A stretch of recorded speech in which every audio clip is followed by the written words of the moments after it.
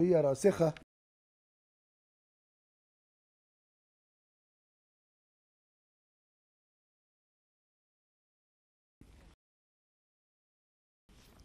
في هذا البرنامج.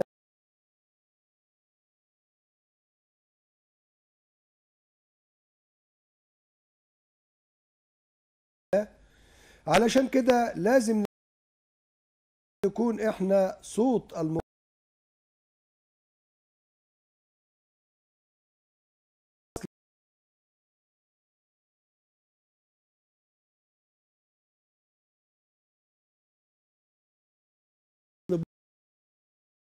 بينه وبين المسؤول، ده دورنا.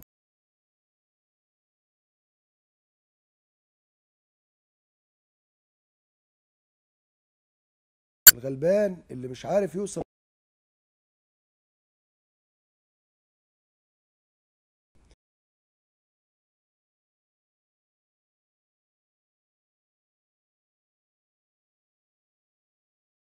كما أن المسؤول اللي موجود كما أن المسؤول اللي موجود كما أن المسؤول اللي موجود كما أن المسؤول اللي موجود كما أن المسؤول اللي موجود كما أن المسؤول اللي موجود كما أن المسؤول اللي موجود كما أن المسؤول اللي موجود كما أن المسؤول اللي موجود في كل موقع وفي كل مكان دوره أيضا أن يجود الخدمة وأن يقدم الخدمة للمواطن. كل ده علشان المواطن هو حجر الزاوية، وهو زي ما بيقولوا عمود الخيمة داخل البلد، سواء من ناحية الإنجازات أو من ناحية المشروعات أو من ناحية الضرائب التي يدفعها ويقام بها بعد ذلك المشروعات التنموية. على الجانب الآخر، كما نحن ملتصقين وصوت عالي لكل صاحب مظلمة وكل صاحب مشكلة، على الجانب الآخر أيضا بنخاطب كل مسؤول محترم يعلم دوره جيدا ويعلم أنه جاء لخدمة المواطن في موقعه. عزيزي المسؤول المحترم، أيضا حضرتك لست وحدك، علشان احنا بنكملك وانت بتكملنا، واحنا ما نقدرش نشتغل بعيد عن بعض.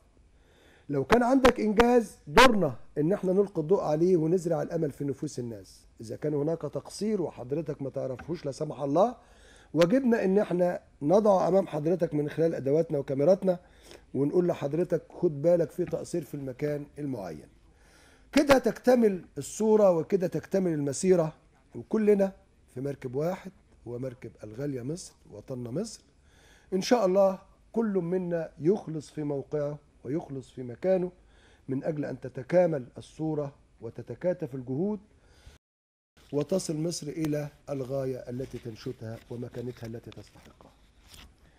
برنامج لست وحدك دايما بنسعد وبنشرف في استقبال أهالينا الكرام اللي حابين يسجلوا مشاكلهم كل يوم ثلاثاء هنا في مقر البرنامج في قناة الدلتا في طنطا، يوم الثلاثاء الساعة 2 ظهرا. بنستأذن كل صاحب مشكلة إنه يكتب مشكلته في عناصر وفي نقاط بخط واضح، يكتب اسمه عليها، يوقع رقم تليفونه، يرفق صورة ضوئية من المستندات التي تدل على مشكلته، من أجل التيسير على فريق العمل ومن أجل سرعة الإنجاز في تلك المشكلة. النهاردة معانا مشاكل من قطاعات مختلفة ومحافظات مختلفة. نحاول إن شاء الله، ومعانا المسؤولين، لأن إحنا بنعرض المشكلة، بنبحث مع المسؤول بيكمل الصورة وبيكمل الأمور لما بيحل المشكلة أو بيرد. يعني مش لازم، مش بنجبره على الحل، لكن يوضح بحيث المواطن يكون راضي ومرضي، ما يحسش إن هو أنا علشان ماليش ظهر مش عارف صوته يوصل، أو الكلام اللي احنا بنسمعه في بعض الأحيان ده. المواطن لما بيسمع المسؤول، كان المسؤول بيتكلم بجد ولا بيقول له اي كلام ولا بيضيع وقت معاه، المواطن بيستنتج كده. والمواطن المصري ذكي وعنده فطنة بطبيعته. هنبدأ مع حضراتكم أول مشكلة معانا النهاردة. إن عندنا 3 مشاكل وردوا عبر بريد البرنامج، وعندنا تقريبا مشكلتين تم تسجيلهم مع أهالينا الكرام، أو 3 مشاكل تم تسجيلهم أمام الكاميرا، و3 وصلوا إلينا وفريق البرنامج عبر البريد. المشكلة الأولى وردت إلينا عبر البريد من هدى رمضان القطب من بركة السبع منوفية. هي حاصلة على بكالوريوس تجارة شعبة محاسبة دفعة 2016. المطلوب، هي عايزة بتدور على فرصة عمل تناسب تخصصها.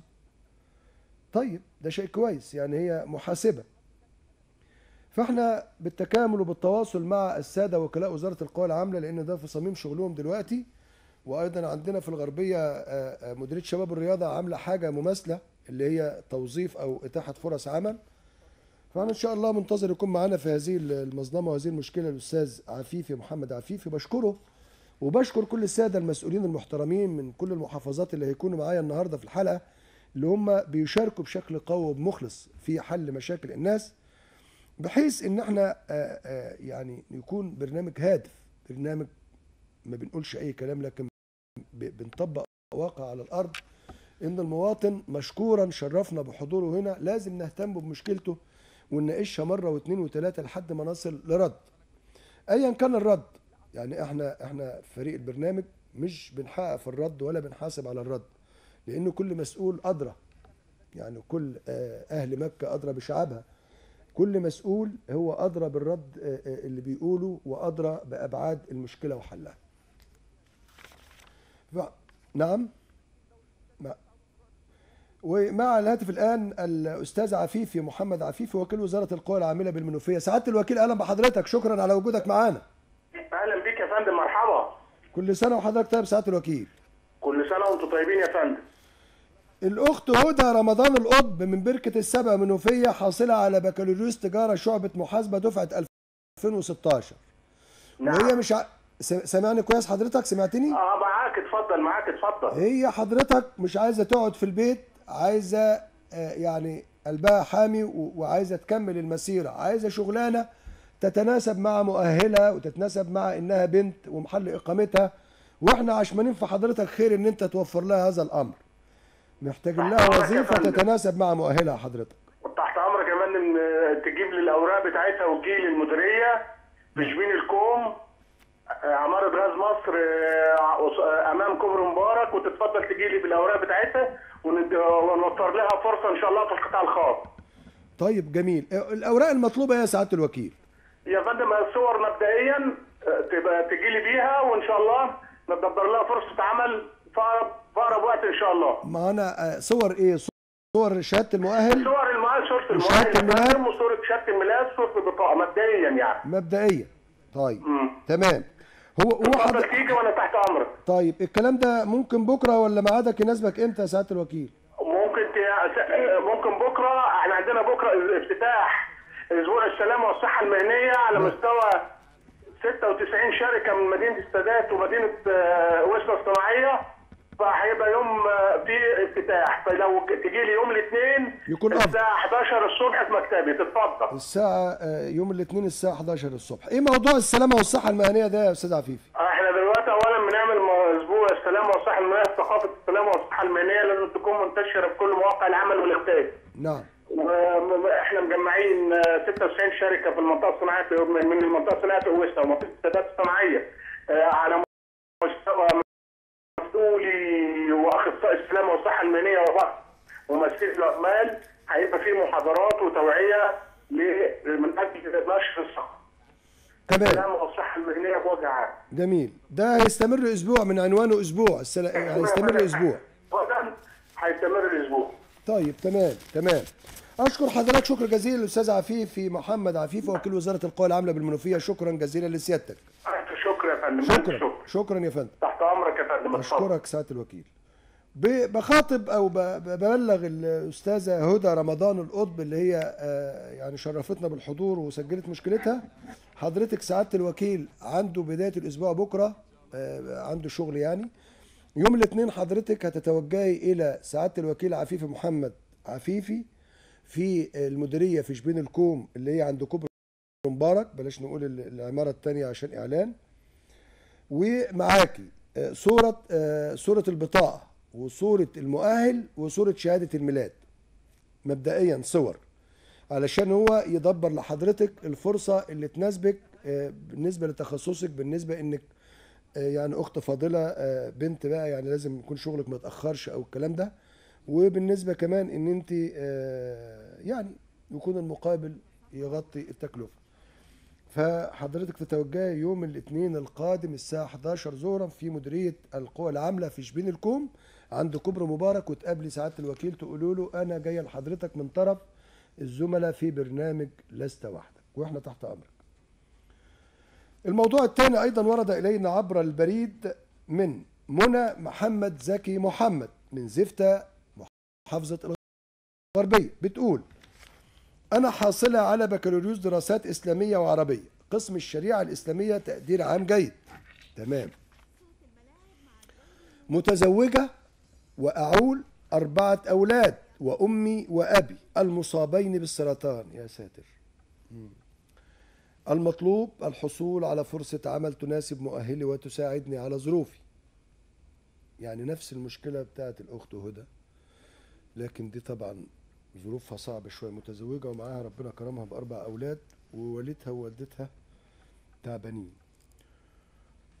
يعني احنا محتاجين يكون الأستاذ خالد أبو بكر طبعا يتولى هذا الموضوع، وكيل وزارة القوى العاملة في الغربية يتولى هذا الموضوع بشكل إنسان عميق كما تعودنا منه، علشان نظرا لظروفها الأسرية وظروفها مع والدها ووالدتها، ربنا يقدرها. مش عارف. نعم، هتلاقي بس في مكان ما فيهوش شبكه. حاول معاها تاني يا ابو حميد.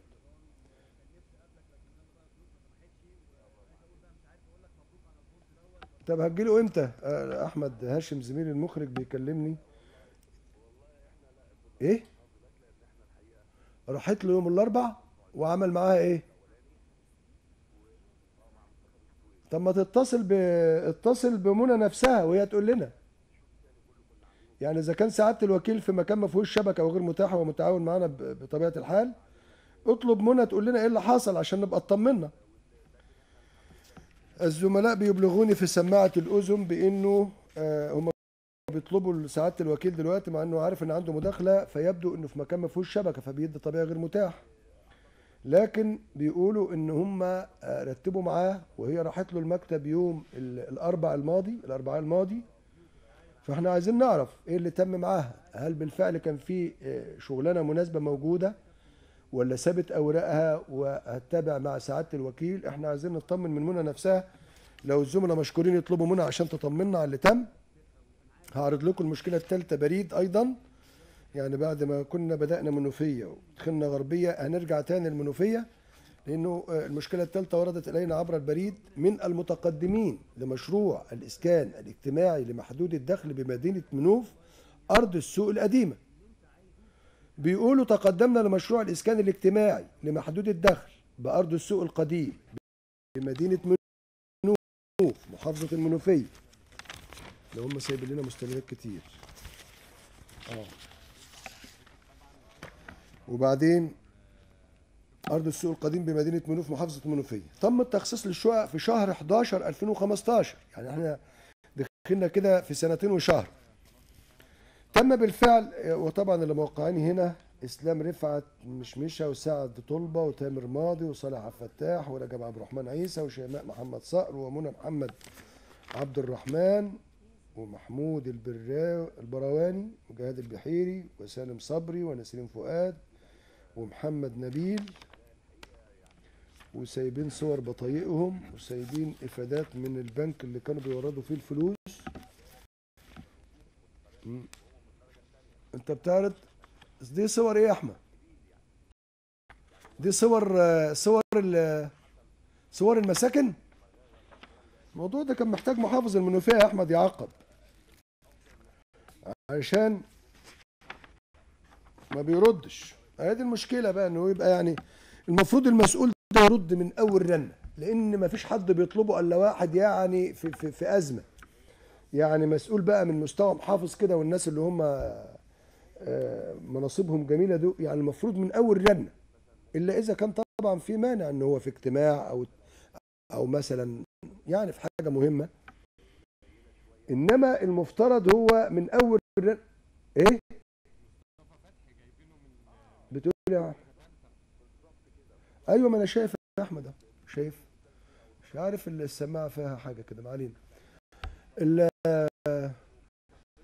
طب ايه الحاجات اللي ايه نقدر نقول المخلفات اللي موجوده دي؟ واضح يعني الجزء الشمال واضح انها مساكن جديده لسه ما اتسكنتش. طب الحاجات المكسره دي ايه؟ طب نكمل وانت بتعرض الصوره كده يا احمد. بقيه وده رصيف، ده رصيف منهار، انهارت من غير ما تتسكن. طب ازاي الكلام ده؟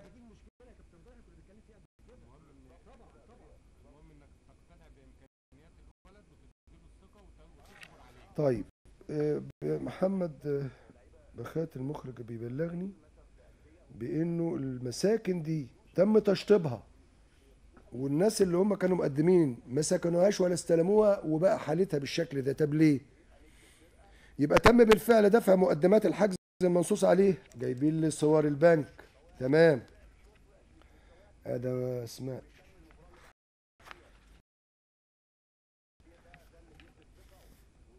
يعني فيها عيوب. يعني المشكله دلوقتي زي ما الزملاء بيشرحوا لي ابعاد المشكله، ان وزاره الاسكان رافضه تستلم المباني دي من المقاول علشان نقدر نقول غير مطابقه للمواصفات. طب المواطن الغلبان اللي مرمي في الشارع او ساكن ايجار ومش عارف يعيش، طب هو ذنبه ايه؟ ده المساكن بدات تتبهدل بالبلدي كده. يعني ده بلاعه يعني تقريبا فيها ثقب كبيره اهوت. وتم بالفعل استلام العقود، وجايب لنا صورة العقود، واخدنا وعد في البنك بالاستلام خلال 3 شهور، حيث ان الشقق ده منظر، ده شكلها بوابة، ده مدخل مش كده؟ هو ما زالوا بيدفعوا الاقساط وما بيستلموش. طب ما احنا عايزين نقول حاجة. ما هو دلوقتي وزارة الاسكان اكيد عندها مبرراتها لعدم الاستلام. يعني ربما يكون المباني ديت فيها عيوب خطيرة، ووزارة الاسكان مش عايزة تتحمل مسؤولية. بيعملوا حفلات. شيء جميل. طيب، حيث ان الشقق كانت تحت التشطيب والى الان لم نستلم الشقق، ونحن جميعا ظروفنا صعبه جدا، حيث اننا جميعا، اللي هي الاسماء اللي انا تلوتها على حضراتكم في الاول او قريتها على حضراتكم، وندفع ايضا القسط الشهري. الناس دلوقتي بقى في مأزق يا جماعه. يعني هم مش عارفين يسكنوا، قاعدين بالايجار وبيدفعوا اقساط، خايفين يتوقفوا على الاقساط عشان ما يقومش ايه رامي ورقهم ويقول له مع السلامه ونشوف غيرك. وندفع ايضا القسط الشهري للبنك. المفترض اننا نستلم الشقق من 2015، حتى الان بيعطوا لنا وعود بالاستلام دون التنفيذ. قمنا بالشكوى لوزاره الاسكان. هذا اتفاق تمويل عقاري لشراء وحده سكنيه طبقا لاحكام قانون التمويل العقاري الصادر بالقانون. الكلام ده بقى بتاريخ كام يا جماعه؟ 22/12/2015. يعني الناس معاهم عقود بقالهم سنتين 2، وبيدفعوا اقساط بقالهم سنتين 2. وأدا كمان اسكان ملفة المرأة الجهاز التنفيذي، مكتب رئيس الجهاز سيد الأستاذ إسماعيل منصور وكيل الوزارة بمكتب الوزير، بالإشارة لكتاب السيد اللواء مساعد الأمين العام اتصال والإعلام برئاسة مجلس الوزراء. ده الناس وصلوا مجلس الوزراء بتاريخ كذا كذا بشأن الشكوى المقدمة المواطنة منى بخصوص تقدم الحجز وحدة سكنية. نفيد بالأحاطة بأنه سبق دراسة مع السيادة المهندسة لإقصاء الشؤون الفنية والإمداد والتموين بالجهاز مركز التعمير، وأفاد أن كتاب سيادتها سيتم الانتهاء من تنفيذ الوحدات فقط خلال يوليو 2017. طب ما هي كده هانت يا جماعة. وأنه لم يتم البدء في أعمال شبكة الكهرباء الداخلية والخارجية حتى الآن، وقد تم اختار سيادتها في كتابنا برقم 9208 باتخاذ اللازم نحو إزالة أي معوقات خاصة بأعمال شبكة الكهرباء. طيب يا جماعة، ما احنا الخطاب ده فيه بشرة كويسة، اللي هو قادم من مكتب رئيس الجهاز التنفيذي للمشروع القومي للإسكان، انه ان شاء الله الحاجات اللي باقيه هتكتمل في شهر شهر ايه؟ يوليو 2000. ده يوليو ده عدى كمان. ده انا الامور ده انا بفكر ان لسه السنه اللي جايه بفكر ده احنا 2018. يعني حتى الوعد ده اللي هو بتاريخ 11/7/2017 عدى بقاله 6 شهور. والناس ما زالوا ساكنين بره بالايجار وبيدفعوا اقساط. يعني احنا عايزين لو حد من مكتب ومتابعه السيد الدكتور هشام عبد الباسط محافظ المنوفيه، هذا الموضوع احنا نستمر فيه.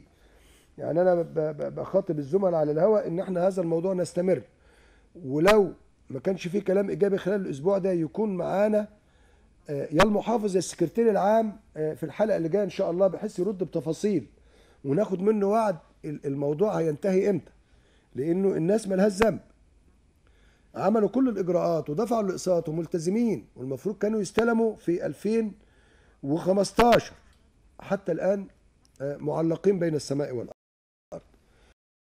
فان شاء الله احنا كده وصلنا الصوت وعملنا المناجله المطلوبه، لكن هنكمل الاسبوع الجاي. هنخاطب المحافظ بشكل مباشر يكون معانا على الهواء، و او على الاقل السكرتير العام، ويا ريت كمان نشوف حد من مسؤولي الاسكان في القاهره علشان نكون قضينا المهمه اللي اهالينا اللي لجأوا لينا لهم حق علينا فيها. فالمظلمه ديت بستأذن الزميله نسرين والزميل شريف ان احنا هنكمل فيها الاسبوع اللي جاي ان شاء الله بمسؤول او 2 على الهواء. كده انتهت المشاكل اللي وارده الينا عبر البريد. ال3 مشاكل هنبدا في المشاكل اللي سجلنا مع اصحابها. الموضوع الاول ورد الينا من خالد عبد الحسيب خليفه واخوه محمد عبد الحسيب خليفه من منشاه جنزور طنطا. بيقول استولى مركز شباب جنزور على قراطين ارض. ايه؟ رجع معايا؟ طيب معايا في الاستوديو دلوقتي الاستاذ خالد ابو بكر وكيل وزاره القوى العامله في الغربيه مع الهاتف الان. سعاده الوكيل اهلا بحضرتك. اهلا وسهلا شكرا. فرصتك ايه؟ ما طلبوا حضرتك في الاول قالوا غير متاح، قلت لهم اكيد هو في مكان ما فيهوش شبكه عشان هو ملتزم معانا يعني. الله يبارك فيك. لا تحت امرك. ربنا يخليك. حضرتك منى محمد زكي محمد من زفتة، خريجه حاصله على بكالوريوس دراسات اسلاميه وعربيه قسم الشريعه الاسلاميه تقدير عام جيد. زي ما تقول كده تزوجت ومعاها 4 اولاد، ووالدها ووالدتها يعني ربنا يشفيهم مصابين بالسرطان. فهي قالت يعني هتاخد المبادره وتتعب هي، فهي عايزه فرصه عمل. يعني حضرتك اعتبرها بنتك، اعتبرها قريبتك، يعني انت راجل محترم. موجودين عشانهم. ربنا يخليك. عايزين لها شغلانه حضرتك يكون يعني مقابلها معقول وما يكونش فيها بهدله. يعني تشتغل ايضا بس يكون مثلا شغلانه في زفته، حاجه من خلال علاقاتك الطيبه مع الناس دي. اتفضل سعاده الوكيل اتفضل. ان شاء الله انا بعت مكتب عمل في زفته ان شاء الله وهنشوف لها شغل باذن الله. هو شغل معاهم. الزملاء في فريق العمل قالوا انها تقريبا جت لحضرتك يوم الاربعاء. هي جت وانا بعت لها مكتب زفته ان شاء الله. يعني ان شاء الله في حاجه كويسه بالنسبه لها يعني. جميل. يعني السيد مدير اداره او مدير القوى العامله في زفته وعد حضرتك وعد طيب ان شاء الله. هو احنا لما في نهايه السنه كده لو قلنا فرص العمل اللي انتوا وفرتوها يا سعاده الوكيل تيجي كام فرصه كده؟ لا احنا كتير كل شهر في فرص موفره ونوزع الناس عليها. يعني شهر اخر حصر كان الشهر ده من 3 اشهر حوالي 2800 فرصه عمل خلصوا، والشهر ده فيه 499 فرصه عمل. جميل. شغالين فيهم الايام دي. تمام. على طول. تمام. شغلنا الشاغل. تمام. طيب كنت هو عندكم المديريه عامله لها مثلا صفحه على الفيسبوك او عامله لها موقع بحيث تحط الوظائف دي فيها ويكون في تواصل اكتر مع الشباب اللي محتاج يبحث عنها؟ احنا عندنا في مكتب مخصصين لفرص العمل ده. في المديريه، نعم. وموجود على الجهاز اللي يجي يدوروا له على فرص عمل بيشوفها كلها قدامه. واحنا لسه بنجري دلوقتي مع شركه مستوى اتصالات، يا رب بس تحول لنا الخطوط الهوائي عندنا لخطوط ارضي عشان نشغل عليها النت. تمام. احنا في خطوط لسه ان شاء الله، بحيث ان انا برضه هعمل صفحه خاصه كده.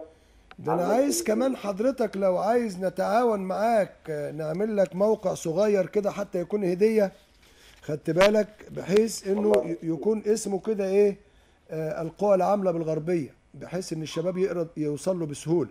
ايوه ان شاء الله باذن الله. ما أنا نتعاون معاك يا سعادة الوكيل من اجل الصالح العام. الله كل هدفي دلوقتي ان انا احول كل الخدمات الكترونيا على النت يعني. جميل. فيها بس هي اصل انت عارف حضرتك مثلا ابسط حاجه لو عملنا صفحه كده باسم مديريه القوى العامله بالغربيه، وكل ما يجي وظائف يقوم جاي مثلا اتنين تخصصهم لكده يكتبوا الكلام ده ويبعتوه على الجروبات والكلام ده اللي هي خاصه بمحافظه الغربيه، الناس كلها تعرف. انا كمان شاكر، انا بديك الفرص على مستوى الجمهوريه مش عندنا بس في الغربيه. يعني حضرتك ايضا بعلاقاتك بتقدر تجيب فرص خارج الغربيه. معالي وزير المحافظ كلمني كده قلت له اجيب اللي هو جميل. فرص الشهر اللي فات ده جايب فرص، والشهر ده جايب على مستوى الجمهوريه. يعني اللي هي المناطق الصناعيه بقى اللي في 6 اكتوبر بقى والمناطق الصناعيه وكده. لا عندي عندك موجود عندي. لكن انت محتاج الشباب المتحمس، يعني انت عندك الفرص موجوده، واعتقد بشوف اعلانات يقول لك مثلا 2000 والله انا عايز اقول لمعاليك حاجه، ساعات ممكن العامل يجي على فرصه عمل اجرها بسيط، وقبل ما يستلمها يكون مطلوب فرصه عمل مهاراته يتناسب معاها، بس هو يقبل بس على الفرصه، يوافق ويدخل على اي فرصه، والبوزيشن بتاعه يتغير جوه الشركه او جوه المكان. ومحتاجين محتاجين شبابنا كمان ينسى موضوع ان فتك المير يتمرغ في ترابه ولا مش عارف. لا ده الميري ده، لان خلي بالك الوظائف الحكوميه، واحنا كلنا موظفين حكومه، يعني ما عادش فيها الامل بتاع زمان، لانه بقت الفرص مفتوحه اكتر في القطاع الخاص.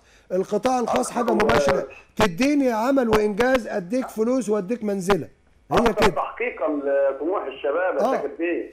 بتحقق طموح الشباب، لكن العمل في الحكومه ما بيحققش طموح الشباب. تمام. يفضل مربوط بلوائح طبعا واقدميات وقواعد والامور اللي احنا عارفينها دي. ده بقى بمهارات، ده في القطاع الخاص ده حسب مهارات العامل، وممكن خلال 3-4 سنين يكون خد وضعه. طبعا. اشكرك سعاده الوكيل، اشكرك، بس اوصيك تاني على منى عشان ظروفها عشان ولادها، لو تكرمت حاجه كده يعني ايه تكون خدمه حلوه من حضرتك لها يعني. شكرا لحضرتك. شكرا يا فندم. شكرا. ربنا يخليك سعاده الوكيل. شكرا. استاذ خالد ابو بكر وكيل وزاره القوى العامله بالغربيه، شكرا جزيلا لسيادتك. محمد كنت بتقول حاجه بالنسبه للاسكان ايه؟ محمد ايه؟ انا مش عارف الصوت ماله كده معايا، مش فاهم انا. رجب اللي هو كان احد معايا على الهاتف ولا حاجه، بس انا ما عنديش رجب هنا. اللي هي المشكله انهي بتاعه المنوفيه ولا المنوفيه ولا الغربيه؟ طب يلا اديهولي يلا.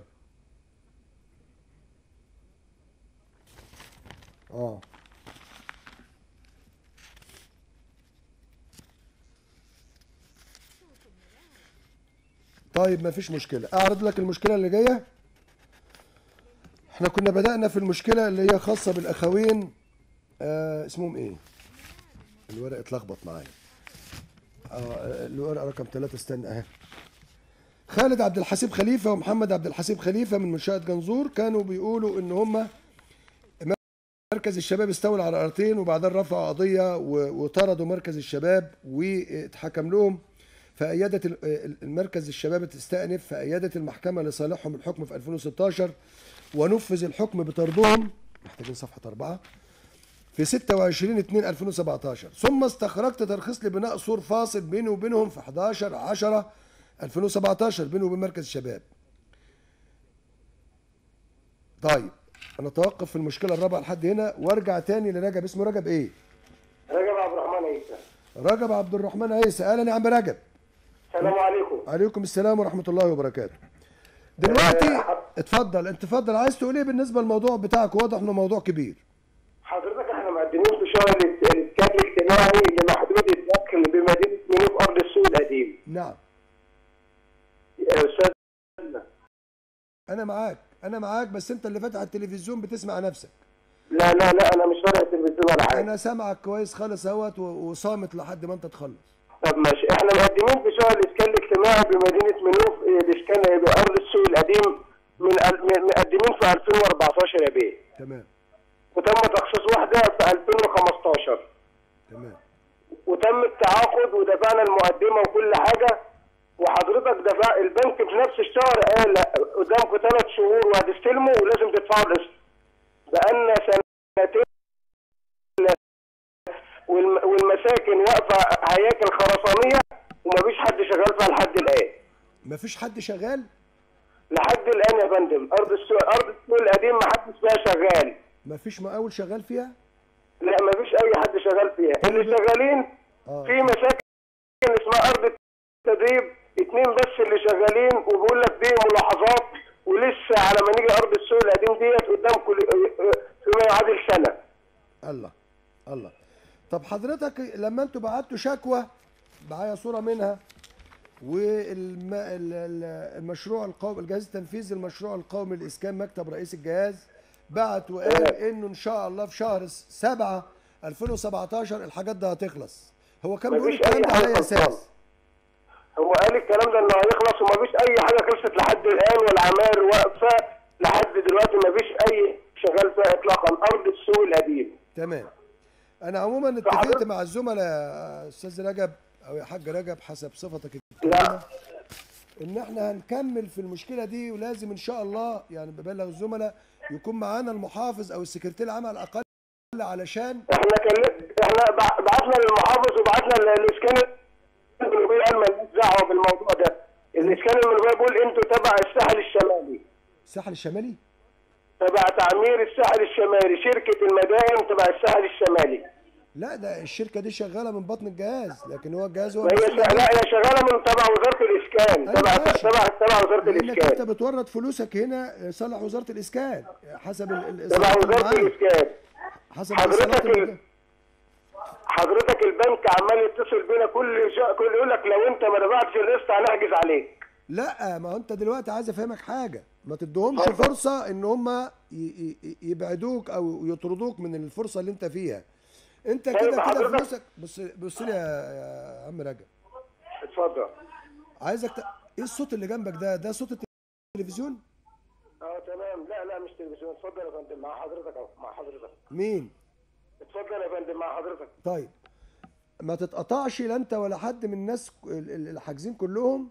انت ماشي دلوقتي في الطريق الصحيح، فلوسك محفوظه لانك انت معاك البنك بيديك ايصال، انت واخد بالك، ومكتوب في الايصال ده انه قسط كذا. انت كده بتحافظ على حقك.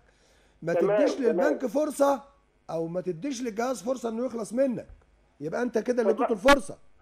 طب ما احنا عايزين بنناشد السيد رئيس الجمهوريه بان احنا ان المساكن دي يخلصوها ويوقفوا القسط لحد ما نستلمها. طيب لان احنا ما معناش، احنا قاعدين ايجار، هندفع قسطين ازاي ايجار والعيشه صعبه. ده اللي هنكمل معاكم فيه لحد ما صوتكم يصل ان شاء الله. بس يوقفوا القسط لحد ما نستلم الوحدات، وبعد كده ندفع قسطنا تاني بس يا بيه بعد اذنك. ما هو اعتقد كده من معلومات البسيطه ان القواعد في البنك قواعد جامده، يعني هو طالما انت بدات في قسط يفضل ماشي معاك لحد ما تخلص. هو ما يملكش ان هو يوقف قسطك ولا يعمل حاجه. احنا هنكمل الاسبوع اللي جاي ان شاء الله لحد ما نجيب لكم رد. ده حقكم علينا يا عم رجب. اشكرك وبلغ تحياتنا للناس كلها. طيب نسمع المشكله الخاصه بمركز الشباب وخاصه بالاخويني، وبعد كده يكون معانا المهندس فتحي الفقي علشان نشوف ازاي الناس دي تبوظ وتهرس لهم الزلط على الارض كده وتعمل لهم مشكله الاخوين خالد ومحمد عبد الحسيب خليفه. نتابع المشكله.